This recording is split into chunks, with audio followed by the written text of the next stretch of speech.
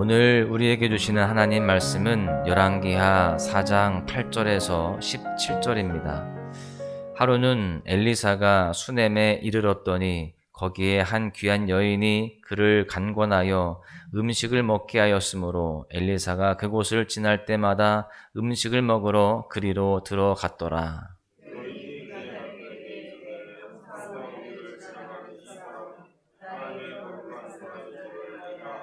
청하건대 우리가 그를 위하여 작은 방을 담 위에 만들고 침상과 책상과 의자와 촛대를 두사이다. 그가 우리에게 이르면 거기에 머물리이다 하였더라. 자기 사환 게하시에게 이르되 이 수넴 여인을 불러오라 하니 곧 여인을 부르매 여인이 그 앞에 선지라.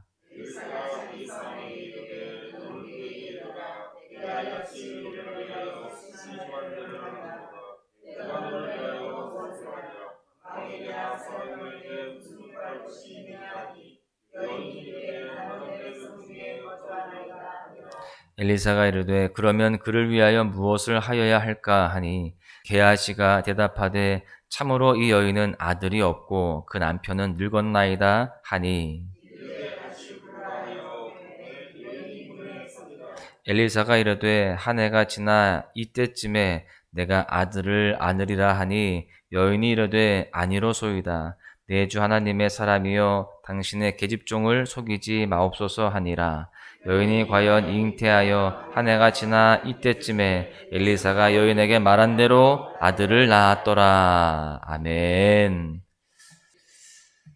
서비스라는 것은 참 중요합니다. 우리가 가까운 마트나 식당을 가거나 어느 매장을 가게 되었을 때 어떤 서비스를 받았느냐에 따라서 기분이 달라지고 우리의 소비도 달라지기 때문입니다. 그래서 어떤 사람들은 최고의 서비스로 고객들의 마음을 훔쳐야 한다라고까지 이야기합니다. 그런데 우리가 흔히 사용하는 이 서비스라는 말은 영어 성경에서도 종종 사용이 되고 있습니다. 이 단어를 우리는 어떻게 번역을 하느냐? 섬김이라고 번역을 합니다. 여러분, 우리는 이 서비스를 받기만 하는 사람들이 아니라 바로 섬길 줄 알아야 되는 사람들입니다.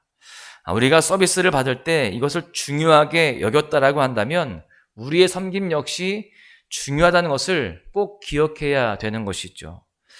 그렇다면 성경은 그리스도인인 우리가 다른 사람들을 섬길 때 어떠한 자세와 방법으로 섬기라고 이야기하고 있을까요? 이와 같은 질문에 대한 답이 바로 오늘 하나님의 말씀 속에 있습니다. 오늘 말씀을 통해서 그리스도인인 우리가 어떻게 섬겨야 하는지 두 가지로 함께 살펴보도록 하겠습니다. 첫 번째는요, 우리 그리스도인은 아낌없이 섬겨야 된다라고 하는 것입니다. 오늘 본문은 수넴의 한 여인이 엘리사 선지자를 극진히 대접한 이야기입니다. 엘리사는 자신의 사역을 감당하기 위해서 갈멜산과 이스라엘 사이를 자주 왕래하게 되었습니다. 그 과정에서 이 엘리사는 수넴이라는 지역을 자주 거치게 되었는데 이때 이 수넴에 사는 한 여인은 이 엘리사의 사역을 돕기 위해서 자신의 집에서 음식도 먹고 편히 쉬어갈 것을 간절히 부탁을 합니다. 성경은 이 여인을 귀한 여인이다 라고 설명을 해요. 여러분, 이것은 큰 여인이다 라는 의미를 가지고 있는데 곧 재산이 있는 부유한 여인임을 말하는 것입니다. 그런데 사실 돈이 많다고 해서 잘 섬기는 게 아닙니다. 그만큼 마음이 있어야 되고 섬김에 자세가 있어야 되는 것이죠. 그런데 오늘 본문의 이 여인은 그 섬김의 태도가 남달랐습니다. 8절 말씀을 보십시오. 한 귀한 여인이 그를 간권하여 음식을 먹게 하였으므로 이 수넴 여인은요, 엘리사에게 간절히 부탁을 합니다. 간권해요. 간절히 권고하는 것이죠. 그렇게 부탁했을 뿐만이 아니라 자원하여서 적극적으로 베풀었다라는 것을 이 말씀을 통해서 알 수 있습니다. 이 여인의 섬김이 얼마나 적극적이고 아낌없는 섬김이었는지 10절을 통해서 다시 한번 알 수 있는데요. 10절을 보십시오. 청하건대 우리가 그를 위하여 작은 방을 담 위에 만들고 침상과 책상과 의자와 촛대를 두사이다. 그가 우리에게 이르면 거기에 머물리이다 하였더라.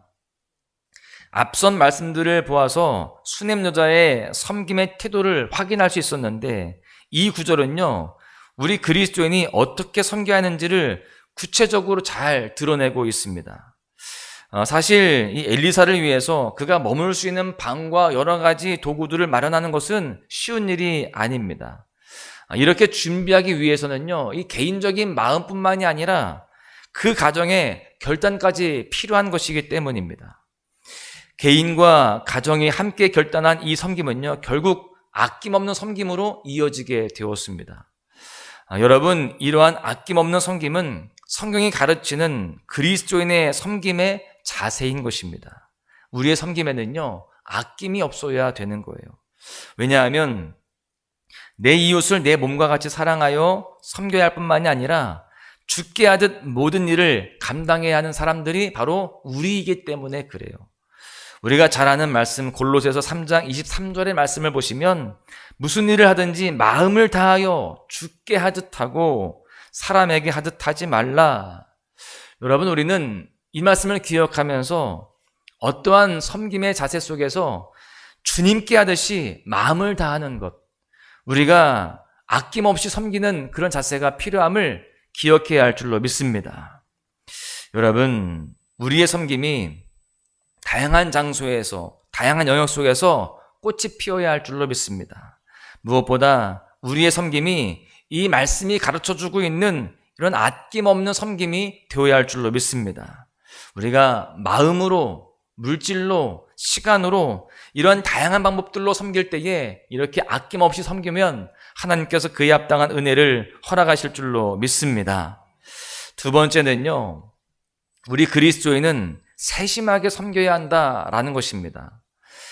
수냄 여인의 아낌없는 섬김과 배려, 준비로 인하여서 엘리사 선지자의 안식처가 마련이 됩니다.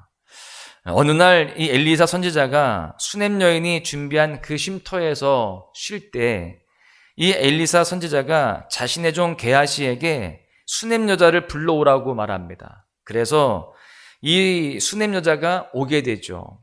이때 엘리사는 자신의 종을 통해서 수냄 여인에게 말합니다. 13절에 보시면 내가 이같이 우리를 위하여 세심한 배려를 하는도다. 내가 너를 위하여 무엇을 하랴? 왕에게나 사령관에게 무슨 구할 것이 있느냐 하니 여인이 이르되 나는 내 백성 중에 거주하나이다. 엘리사는 자신이 받은 섬김을 세심한 배려라고 고백을 하고 있어요. 여러분, 이것은 조심스럽다라는 의미를 가지고 있습니다. 우리의 섬김이 바로 이와 같아야 됩니다. 그저 내가 보기에 좋은 일, 또 내가 보기에 만족스러운 그런 삶으로 나아가는 것이 아니라 상대방의 상황과 마음까지 배려할 수 있는, 그 사람이 만족하고 그 사람이 편안하게 받을 수 있는 그러한 배려가 우리에게 있어야 된다라는 것이죠. 그렇게 상대방을 우리가 조심스럽게 그렇게 다가가고 또 배려하는 모습들이 우리에게 있어야 됩니다. 또한 이 세심한 배려에는요, 아무것도 따르지 않는다는 것을 기억해야 됩니다. 오늘 본문 속 수냄 여인이 그랬습니다. 엘리사가 여인에게 내가 너를 위해서 무엇을 하랴? 이렇게 물었을 때도 이 여인의 대답은요, 나는 내 백성과 함께 살고 있으니 별로 어려움이 없습니다. 이렇게 고백을 해요. 이것은 이 수냄 여인이 아무런 대가를 바라지 않고 그저 하나님의 마음으로 엘리사를 섬기고자 한 그러한 모습이라고 볼 수 있습니다. 여러분, 우리의 섬김이 성경이 말하는 세심한 배려인지 우리가 스스로 돌아보아야 됩니다. 만약에 우리의 섬김에 우리의 의를 드러내거나 우리의 만족과 필요를 위한 것이 되었다라고 한다면 그것은 이 성경이 말씀하는 그러한 섬김이 아니고요, 오늘 본문이 말씀하는 세심한 배려가 아닌 것입니다.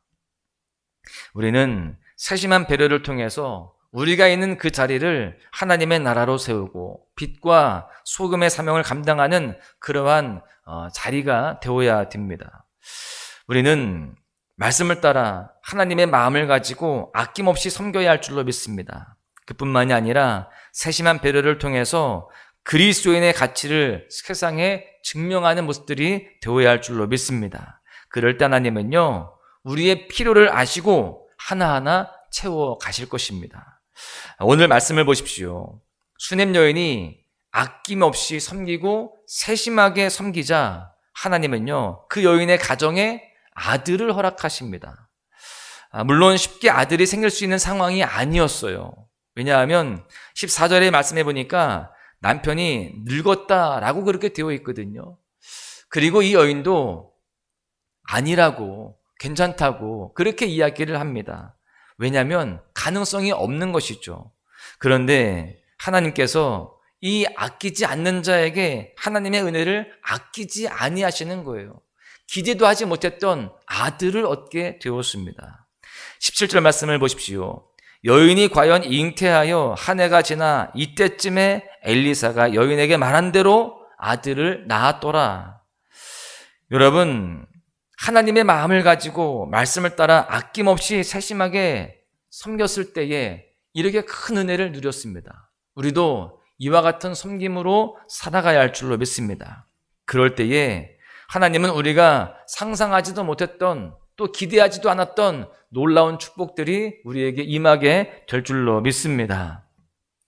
말씀을 마무리하겠는데요. 사랑하는 소망가족 여러분, 오늘 말씀을 따라서 하나님의 마음으로 섬기기를 도전하십시오. 그럴 때에 그렇게 섬길 때마다 우리의 그 삶이 하나님 마음에 합당한 모습이 되어지고, 또한 그 가운데 하나님을 기쁘시게 하는 삶이 될 줄로 믿습니다. 우리는 섬길 때마다 우리 예수님을 묵상할 수 있어야 됩니다. 주님은 이렇게 말씀하십니다. 마가복음 10장 45절을 보십시오. 인자가 온 것은 섬김을 받으려 함이 아니라 도리어 섬기려 하고 자기 목숨을 많은 사람의 대속물로 주려 함이로라. 여러분, 오늘 하루 우리 모두가 하나님께서 허락하신 시간을 살아가면서 이 수넴 여인과 같이, 아니 한 걸음 더 나아가서 예수님과 같이 섬기는 모습으로 쓰임받아야 할 줄로 믿습니다. 그러한 모습으로 많은 사람들에게 그리스도인의 사명을 잘 감당하고 주님을 기쁘시게 하는 삶이 되시기를 주님의 이름으로 간절히 축원합니다. 고단한 인생길 힘겨운 오늘도 예수 내 마음 아시는